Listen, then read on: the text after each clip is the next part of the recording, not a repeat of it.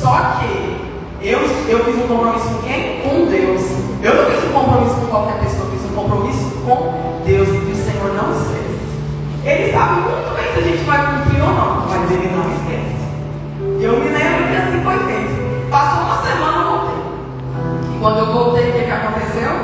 Nem na igreja para agradecer eu voltei.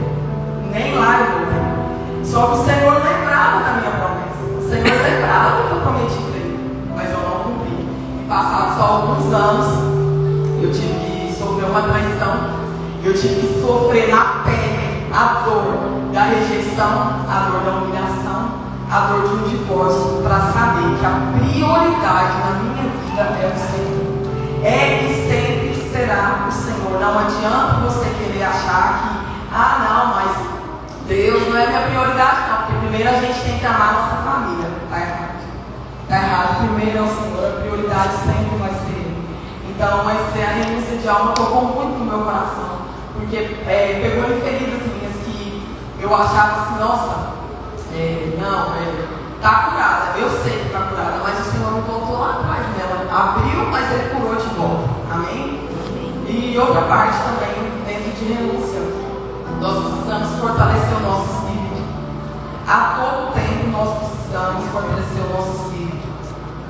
Lá em Mateus 6,33 diz assim: mas buscai primeiro o reino de Deus e a sua justiça, e todas essas coisas vos serão acrescentadas. Todas essas coisas. Mas primeiro nós precisamos o quê? Buscar o Senhor a todo tempo, a toda hora. Muitas pessoas aí, por falta de fé, não conseguem renunciar ao pecado, não conseguem priorizar o Senhor, não conseguem saber que o Senhor é Deus de todas as horas, de espírito, de verdade. Então não coloque o Senhor como um topo de prioridades, porque nós precisamos ter um topo de prioridades. O Senhor sempre vai ser, não adianta. E quando eu estava lá em Jataí, que a gente foi para Férias de Missões, o Senhor usou muito Gustavo para falar comigo lá. E numa palavra ele disse assim para nós lá, tinha muitos jovens, né? E ele disse assim: quanto tempo você tem separado do Senhor? Qual que é o percentual de intimidade que você está tendo com o Senhor? E quando ele falou assim, a igreja ficou totalmente em silêncio. Você não escutava um vento, nada. E ele mordeu de falando com os irmãos: eu quero saber qual é o seu percentual de relacionamento com o Senhor. E eu me lembro que eu falei assim, 7. Eu fui a primeira a falar. E aí eu me lembro que eu escutei alguém assim atrás, 4. E eu escutei 3, eu escutei 9. E aí o Senhor veio e veio com força. Porque Ele disse: o meu compromisso com você é 100%. Eu cuido de você no seu deitar, no seu levantar. Eu te visto, eu te alimento. E você está me dizendo que o seu compromisso comigo é 70%? E se eu tivesse um compromisso com você só de 70%? Te alegraria isso? Então aquela noite, o céu se abriu aquela noite. Eu me lembro que nós ajoelhamos no chão, nós choramos, nós oramos muito e pedimos perdão para o Senhor. Porque nós somos ingratos. Nós muitas vezes nós levantamos da cama, nós não temos coragem de dizer obrigado, Senhor. Obrigado por mais um dia, obrigado porque eu estou vivo.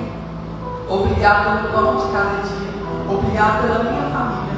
Às vezes nós somos ingratos. Então, aquela palavra falou muito no meu coração. Muito mesmo, porque nós precisamos a todo tempo tirar o nosso momento do Senhor. Às vezes nós não conseguimos dizer: qual é o seu melhor horário? O melhor horário é o dia inteiro, Senhor.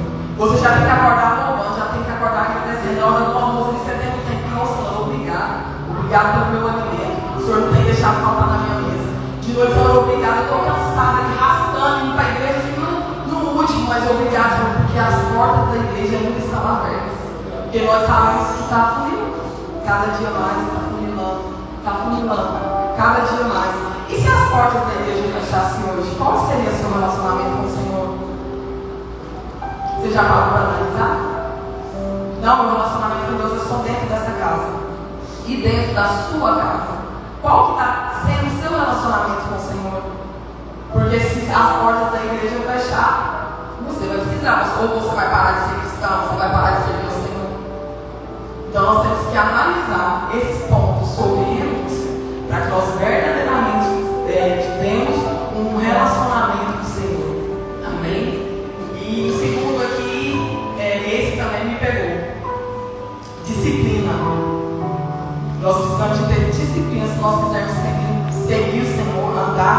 segundo o coração de Deus, né? Quando Jesus chamou seus primeiros discípulos ali, eles não estavam preparados. Como cada um de nós não estávamos preparados quando nós voltamos para a casa do Senhor, ou quando a gente aceitou Jesus ali, no meu caso, a primeira vez eu aceitei Jesus, foi para o mundo, mas eu voltei.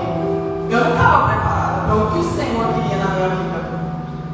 Mas aqueles discípulos, quando eles ouviram a voz do Mestre, eles aceitaram, eles disseram sim para o Senhor.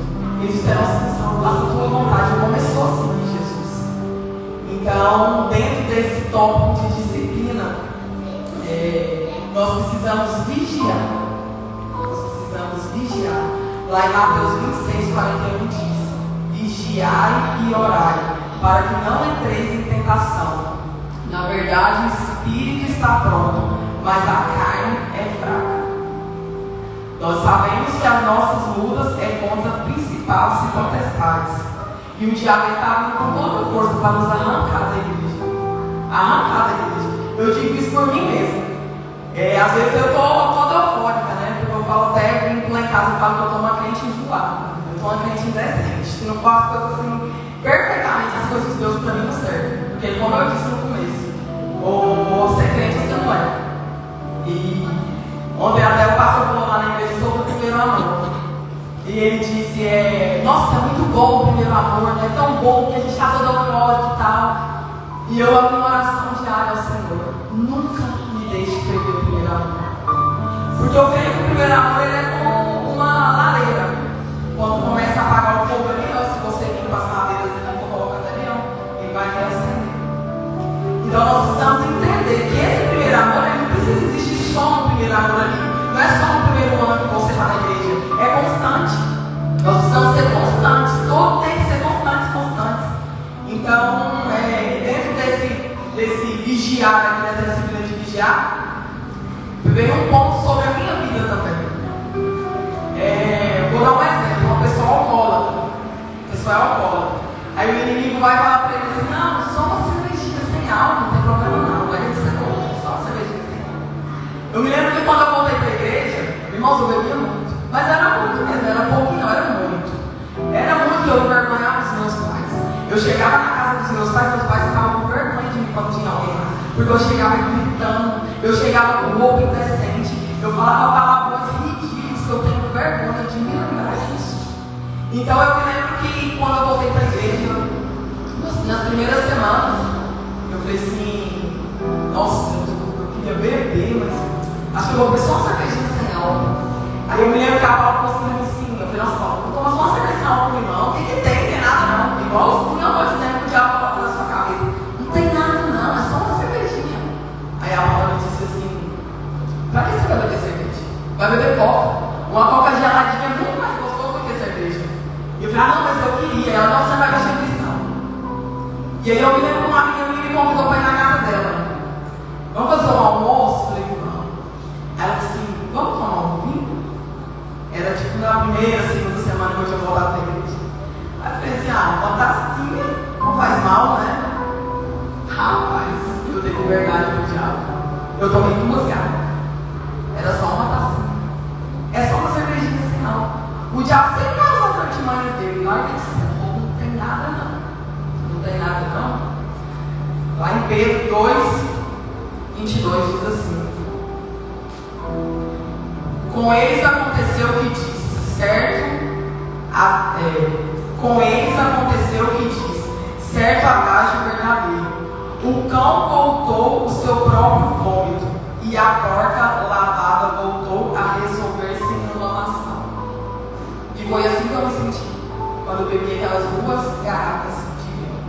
Porque eu já sabia que o Senhor tinha me tirado dali, que eu custei a sair dali. Eu paguei um preço caríssimo para sair dali. E vai eu lá na lama de novo, me lamear lá em Montpor. E eu me lembro quando eu saí de lá, aquela consciência pesada. Eu ainda não tinha batizado, mas a minha consciência já estava pesada. Eu falei: nunca mais eu bebo. Mas eu me lembro que outra vez ela me chamou para ir lá de novo, e era a mesma pessoa. Fizeram uma comida, ela era um amigo dela, mas esse dia foi pesado. Porque eles estavam tomando champanhe. Aí eu falei assim: não, só molha a boca para você experimentar. Irmãos, foi a mesma coisa eu tomar do veneno. Porque na hora que eu coloquei na minha boca, minha língua começou a picar, ela começou a queimar. Então eu pude entender. Falei, a partir de hoje, nunca mais eu coloco álcool na minha boca. Nunca mais, porque eu não vou voltar da onde o Senhor me tirou. O Senhor me tirou lá do pecado, eu estou caçando, não tem nada que é pecado de novo. Eu não volto para lá nunca mais. Então nós precisamos entender que nós precisamos vigiar a todo tempo, porque o diabo está lá doidinho para nos cercar. Ele está ali doidinho para voltar a nós e envergonhar nós, entendeu? Então nós precisamos vigiar. Dentro do tópico de disciplina, até, digamos, clichê dizer isso, mas nós precisamos orar. Fernanda, para. Todo mundo sabe que precisa orar. Todo mundo sabe que precisa orar. Mas às vezes nós não oramos. Às vezes nós não oramos. É um dever de cristão orar. Lá em 1 Tessalonicenses 5,17 diz: orai sem cessar. O Senhor já sabe de tudo. Ele te conhece desde o ventre da sua mãe. Ele sabe o que você vai pensar, mas Ele quer te ouvir. Ele quer ouvir você falar: Senhor, eis-me aqui. Me usa, Senhor. Me usa, eu sou tua serva. Faça a tua vontade na minha vida. É isso que o Senhor quer ouvir das nossas bocas. Não é só: Senhor, eu queria um carro. Senhor, eu queria uma casa. Não, Senhor, dá um salário melhor. Não. Abra a boca para orar, para agradecer. Senhor, obrigada. Senhor, eis-me aqui. Senhor, me usa. Eu sou pequena, eu não sou ninguém, eu não sou nada, mas o Senhor é. E toda honra, toda glória é dada ao teu nome. Então nós precisamos orar sem cessar. E no próximo tópico aqui, precisamos jejuar. Esse de jejuar também me pegou muito, porque às vezes eu sou meio fraca na questão do jejum. Então quando o Senhor começa a falar com o meu coração com essa palavra, porque se amém. Imagina nós. Se Jesus, que é Jesus, jejuou, imagina nós, nós precisamos jejuar. Um exemplo, por falta de jejum, os discípulos não conseguiram expulsar o demônio de um jovem lunático. Lá em Mateus 17,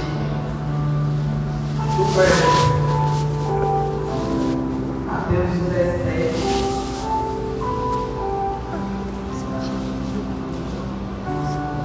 Verso 14 ao 21. E quando chegaram para junto da multidão, aproximou-se dele um homem que se ajoelhou e disse: Senhor, compadece-te, meu filho, porque ele é lunático e sofre muito, pois muitas vezes cai no fogo e outras muito na água. Apresentei-os aos teus discípulos, mas eles não puderam curá-lo. Jesus exclamou: ó geração incrédula e perversa, até quando estarei convosco? Até quando vos sofrereis? Trazei-me aqui o menino. E Jesus respondeu o demônio, e este saiu do menino. Jesus repreendeu o demônio, e este saiu do menino. E desde aquela hora ficou o menino curado. Então os discípulos, aproximando-se de Jesus, perguntaram em particular: por que motivo não podemos expulsá-lo? E ele lhes disse: por causa da pequenez da vossa fé. Pois em verdade vos digo, que se tiveres fé como um grão de mostarda, direi a este monte: passa daqui para acolá, e ele passará. Nada vos será impossível. Mas esta casca se espere, senão por meio de oração e jejum. E eu tive essa experiência também lá em Jataí. Porque quando nós estávamos lá em Jataí, evangelizando umas crianças, tinha um casal muito bêbado mesmo. E eu me lembro que quando nós conversamos com as crianças, ele não dava um tchau e comecei a andar. Quando eu dei 2 passos, eu escutei assim: uai, você não vai me evangelizar, não? Era uma voz de mulher. Aí ela disse assim: você não pode fazer acepção de pessoas. Quando ela falou isso, eu já senti um arrepio no meu corpo. E eu já parei e olhei para trás. Quando eu olhei para trás, o Gustavo me disse: você está pronto? Você está preparado? Eu falei: eu estou pronto. Eu me lembro que foi eu e o Gustavo com ela, conversar com ela, e o marido dela estava com uma garrafa de pinga na mão. E foi o Leandro e o João, que eram os amigos da gente que estavam lá junto com a gente lá, evangelizando. E aí eu e o Gustavo começou a conversar com ela, e eu orando no meu coração para esse Senhor, e ela desviada.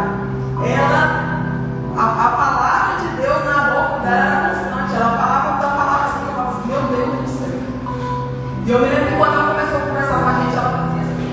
Ela fazia assim, aí ela olhou pra mim, Gustavo, assim, tem uma coisa que vocês que tá me incomodando. E eu pude entender o que ele estava incomodando. Porque era o Espírito Santo que habitava em mim, o nosso filho estava ofuscando Satanás, porque o Satanás estava nela, ele estava nela. Então quando eu vi aquilo, eu falei assim, aí eu me lembro que ele quis colocar na minha mente, você está com medo? Eu estou com medo, não estou com medo hora nenhuma, porque o que está em mim é muito maior do que está em você. E eu me lembro que o João estava filmando, tirando umas fotos que a gente precisava passar os relatórios, né? E aí o marido dela apelou com ele e começou a xingar. Que você está me filmando, eu não vou dizer você me filmar. E aí o diabo tomou ele também. E aí o Gustavo me olhou e falou assim, vamos orar e vamos sair daqui. Não, o Senhor já mandou a gente sair daqui.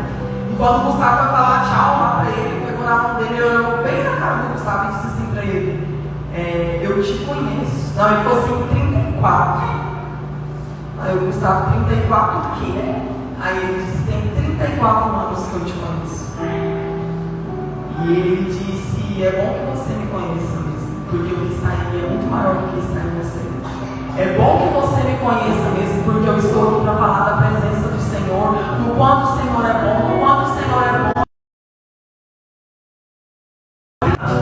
Aí ele olhou para a gente e falou assim, vai com Deus. Tipo assim, sai daqui logo. E a gente saiu daqui. Então eu pude ter certeza que se nós não jejuarmos, não estivermos debaixo da palavra, o diabo envergonha a gente. Ele olha para nós e diz, quem é você? Quem é você? Então o Senhor, na questão dos discípulos ali, o Senhor já tinha dado autoridade para eles. Então como eles não estavam orando, não estavam jejuando, eles não deram para expulsar. Então nós temos que entender que nós precisamos estar todo o tempo vigiando, em jejum, estar o tempo inteiro ali com o Senhor, a todo tempo, a toda hora.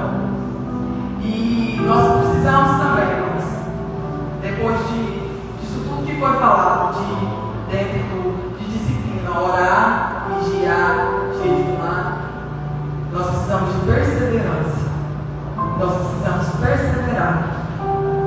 Dentro de muitas qualidades do Senhor, tem uma que se destaca, porque o Senhor tem várias qualidades. Mas tem uma que destaca. O Senhor, ele é verdadeiro. Hora nenhuma ele nos enganou e não deixou os discípulos dele enganados. Hora nenhuma, em momento nenhum. Tanto que lá em João 16, 33 diz, no mundo tereis aflições, mas tem de bom ânimo, eu venci. Ele não disse, não, vocês podem ir para a igreja, depois que vocês vão para a igreja, vocês vão estar, vai ser um mar de coisas. Jamais. Ele deixa claro para nós que nós vamos ter aflições, nós vamos ter tristezas, nós vamos ter desgosto. Nós sabemos que nós vamos passar. Tanto é que para a gente alcançar o propósito, a gente tem que passar pelo processo. E o processo não é fácil, nós sabemos que não é fácil. Mas existe uma grande diferença entre os que seguem Jesus e os que estão ali no mundo. Porque quando nós seguimos Jesus, nós sabemos que o nosso fardo é leve. É leve.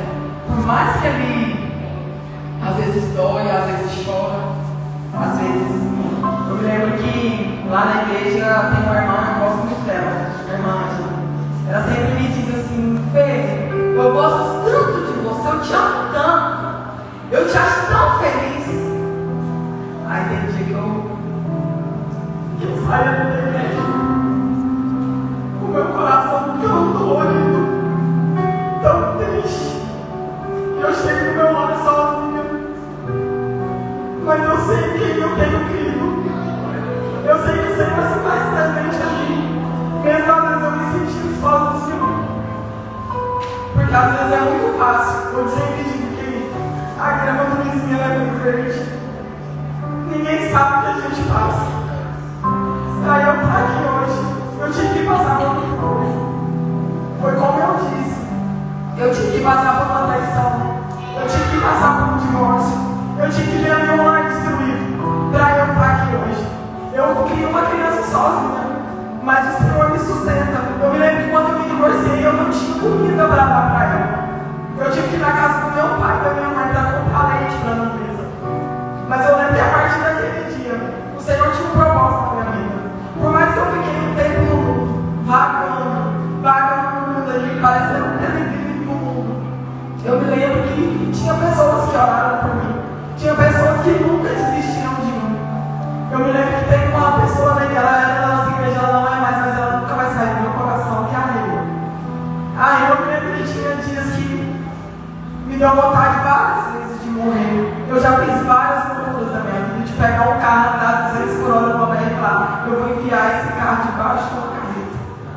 Eu quero é morrer. E eu me lembro que muitas das vezes que eu chegava, às vezes, embriagado em casa, e eu recebi uma mensagem da rede. Você é muito importante para o Senhor. Volta para a casa dele. Ele te ama. Eu tenho orado por você todo tempo. E ela nunca desistiu de mim. Ela nunca desistiu de mim. E eu me lembro que quando foi para me voltar para a igreja, eu fui pela dor. Eu quero dizer para você, se você não segue Jesus, não espere pela dor. Dói demais, irmãos, quando você vai pela dor. Porque o Senhor, Ele te amassa. Ele te amassa. E eu me lembro que no dia que eu fui para a igreja, foi um dia que eu cheguei muito bêbada na casa do meu pai. Meu pai acordou, o portão estava bêbado dentro do carro. E meu pai, eu creio que naquele momento meu coração dele quebrou. De viver naquela situação.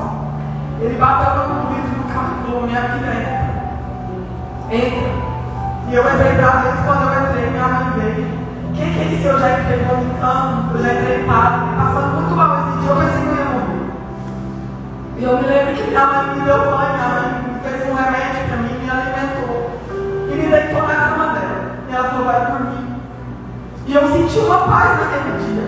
Uma paz que eu nunca tinha sentido depois do processo de separação, de divórcio, de dor que eu tinha passado. E eu lembro que quando deu a hora deles ir para a igreja, eles começaram a tomar banho. E lembrando que eles sempre me chamavam para ir para a igreja. Só que quando eles me chamavam, eu xingava eles. Eu falava: que igreja que vocês vêm de bate mais, eu não vou quando eu quiser. Eu ainda tratava eles mal, por sinal. E eu me lembro que esse dia, eles não me chamaram. Eu falei: mas que desaforo é esse? Nem me chamaram para a igreja. Que abuso. E aí eu lembro que o Espírito Santo falou no meu coração: olha a paz que eles estão sentindo, é essa que eu quero te dar. E eu me lembro que eu, mais que depressa, vendo eles se arrumando, fui lá também para correndo. E eles calaram, só que eu observando, ninguém falou nada. Eu acho que o Espírito Santo falou no coração deles: não fala nada, talvez vocês falem, ela desiste. E eu me lembro que eu fui. Quando eu cheguei na igreja, eu lembro do compromisso que eu fiz com o Senhor até hoje. Eu disse assim, com essas palavras: Senhor, se o Senhor tirar essa dor que está no meu coração, eu prometo que eu nunca mais vou te abandonar. A partir de hoje eu vou fazer uma campanha de 7 domingos. Eu falei só com Deus, eu não falei para ninguém. Eu vou fazer uma campanha de 7 domingos. E se essa dor sair do meu coração, eu nunca mais te abandono. E assim eu fiz. Fui no primeiro domingo, tranquilo. Mas meio que um pé na igreja e um pé no mundo, né? Fui no segundo domingo, tranquilo. Quando foi no terceiro domingo, quem que foi pregar na minha igreja? A Reina. E o Senhor tomou a Reina naquela noite. O Senhor tomou a Reina, cada palavra dela. E eu coração parece que sai pela boca. Eu falei: Senhor, é para mim, essa palavra é para mim, o Senhor é para mim. E eu me lembro que quando a Reina terminou de pregar, ela falou assim: se alguém, quando ela falou se alguém, eu já estava lá na frente. Eu esperei ela terminar de falar. Que ela queria falar: se alguém quisesse voltar para o Senhor, ou aceitar Jesus, eu já estava lá na frente. Eu falei: eu quero, pelo amor de Deus, eu quero. Eu quero Jesus, eu quero que Jesus mude a minha vida. Eu quero Jesus na minha vida, é tudo que eu quero. E eu me lembro que naquela noite, eu nunca fiz isso naquela noite. Eu fiz o compromisso mais verdadeiro da minha vida. Eu falei: Senhor, eis-me aqui. Usa-me conforme a tua vontade. Eu sou tua filha. Faz de mim a tua vontade. E de lá para cá, as pessoas às vezes só veem as partes boas, né? Nossa, a Fernanda está no louvor, a Fernanda é líder de jovens, a Fernanda está na Bobier, que é às vezes sonho de muita gente, né? Mas deixa eu te dizer que eu não pedi nada disso para Jesus. A minha única oração foi: Senhor, tira a tristeza do meu coração. Se isso veio como consequências do que eu pedi para o Senhor, da minha entrega para o Senhor, isso é um mérito do Senhor comigo. Eu não tenho culpa. Porque o Senhor, Ele está pedindo para nós: diga sim para mim. O Senhor não quer pessoas preparadas. Ele quer pessoas disponíveis. Porque quem sou eu para estar aqui hoje ministrando uma palavra para vocês? Eu não sou nada, eu não sou ninguém. Mas o Senhor, Ele quer pessoas disponíveis. E eu me lembro que aquele dia eu falei: Senhor, eu estou disponível. Eu estou disponível. E o Senhor me levou para Jataí: estou disponível. Senhor, eis-me aqui. Senhor, é para pregar? Amém. Senhor, é para cantar? Amém. Senhor, é para evangelizar? Amém. Eu vou do Senhor, irmãos, porque é Ele que me conduz. Então, nós precisamos perseverar naquilo que o Senhor nos se propôs à nossa vida. Temos que perseverar. Aqui em Salmos 23, 4 diz: ainda que eu ande pelo vale da sombra da morte, eu não temerei mal algum, porque tu estás comigo. Então nós precisamos entender, nós precisamos ser firmes e constantes a todo tempo. A todo tempo. Eu nunca vou esquecer dessas duas palavras. O Gustavo, todas as vezes, ele fala para nós: sejam firmes e constantes. Não percam foco, olhe para o alvo. Você precisa alcançar um alvo. Não olhe para cá, não olhe para cá. Vai ter levante, vai ter contenda, porque o diabo não gosta de te ver feliz, o diabo não gosta de ver o ministério andar, o diabo não gosta, não adianta que ele não gosta, ele vai tentar te parar de qualquer maneira. Então nós precisamos entender que nós temos um alvo a alcançar. Se nós precisamos chegar lá naquela luz, eu não posso olhar para cá, eu não posso olhar para cá, eu preciso olhar para aquela luz e falar: eu vou chegar nela. Então você precisa entender, nós precisamos entender que nós temos que ser firmes e constantes. Amém? E para finalizar, a promessa final. Depois disso tudo, né? Para que nós possamos estar perto do Senhor, caminhando com Ele. A palavra do Senhor diz lá em Mateus 24, 13: mas aquele que perseverar até o fim será salvo. Então nós sabemos que tem um propósito. Nós precisamos entender que tem um propósito na nossa vida. Se nós continuarmos caminhando com Cristo, mesmo às vezes chorando, mesmo às vezes arrastando, mesmo às vezes falando assim: eu não vou para a igreja hoje de jeito nenhum, porque eu estou cansado demais. Mas quando você vai, eu falo por mim mesmo. Quando às vezes eu vou lá, eu vou para a igreja e eu falo: Senhor, eu estou cansado demais. Aí o Senhor fala assim: vai lá, então você vai voltar a descansar. E aí eu vou lá, às vezes, com o meu coração apertado. O Senhor me dá uma palavra para falar: amiga, ainda bem que eu ia perder a bênção do Senhor. Então que nós possamos entender que para alcançar o Senhor, para a gente estar ali firmes e constantes com o Senhor, nós não podemos perder a nossa essência, nós não podemos vacilar, nós não podemos perder. Nós precisamos renunciar, nós precisamos vigiar, nós precisamos orar, nós precisamos jejuar e nós precisamos da perseverança, né? Nós precisamos ser firmes e constantes. Então, se você deseja realmente, né, ter um compromisso com o Senhor de uma forma sincera, honesta, aplique esses itens que eu te disse. Eu sei que eu não sou ninguém, eu sou muito pequena, eu não tenho. Se eu dizer para você assim: nossa, eu fiz um curso de teologia, eu sou isso, eu sou aquilo, eu não sou nada, eu não sou ninguém, eu sou pequenininho. Eu até sempre digo que eu ainda sou um neném na fé, eu ainda estou no leite. Mas não sou eu, né? É o Senhor que nos carrega, é o Senhor que nos conduz. Então eu creio em nome de Jesus que uma palavra simples, mas eu creio que ela vai ficar no coração de cada um de vocês. Amém. Da mesma maneira que ela ficou no meu coração.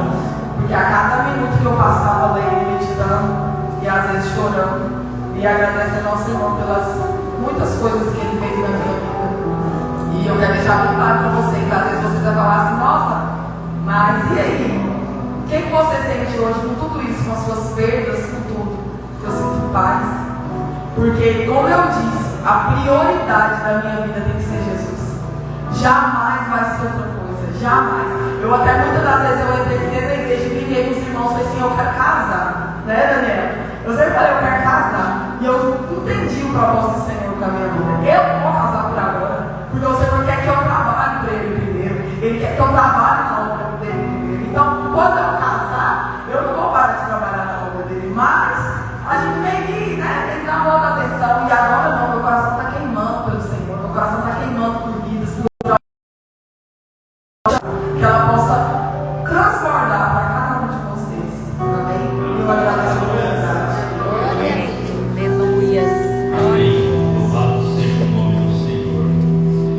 Quando nós ouvimos uma palavra dessa forma, uma palavra de testemunho de vida, nós aplicamos, né, esse Salmo 107 em nossas vidas, aonde ele fala, né, no versículo 6: clamar ao Senhor na sua angústia, e Ele